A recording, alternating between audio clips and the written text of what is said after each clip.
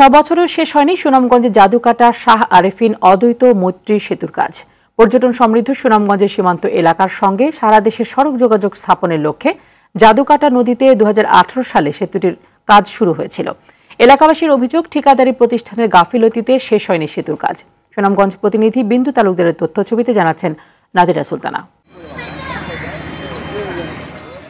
ভারতের মেঘালয় পাহাড় আর সুনামগঞ্জের সীমান্তের অপরূপ সৌন্দর্যের জাদুকাটা নদীকে ঘিরে পর্যটন শিল্পের উন্নয়ন, ঢাকার সঙ্গে সড়ক যোগাযোগ স্থাপনের লক্ষ্যে 2018 সালে তাহিরপুরে জাদুকাটা নদীর উপর শাহ আরেফিন অদ্বৈত মৈত্রী সেতু নির্মাণ কাজ শুরু হয়। এটি সুনামগঞ্জের সবচেয়ে বড় সেতু। এলজিইডির অধীনে 750 মিটার দৈর্ঘ্যের সেতু নির্মাণ কাজ করছে ঠিকাদারি প্রতিষ্ঠান তমা কনস্ট্রাকশন। 6 বছর পরও সেতুর 75টি গার্ডারের মধ্যে 18টি গার্ডারের নির্মাণ বাকি আছে।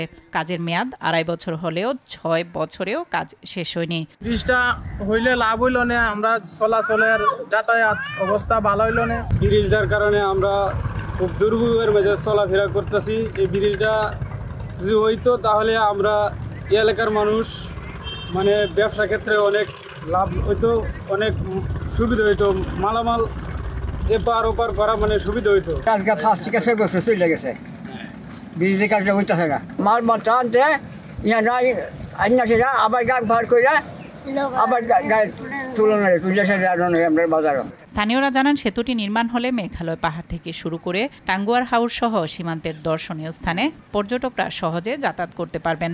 এই সেতুটি হলে পর্যটকদের জন্য অত্যন্ত আকর্ষণীয় একটি জায়গা।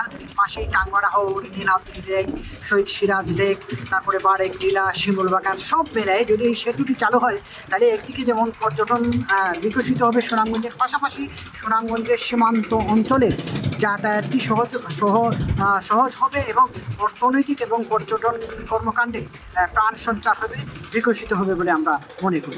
ঠিকাদারি প্রতিষ্ঠানের দাবি, বন্যার কারণে বিলম্ব হয়েছে সেতুর কাজ।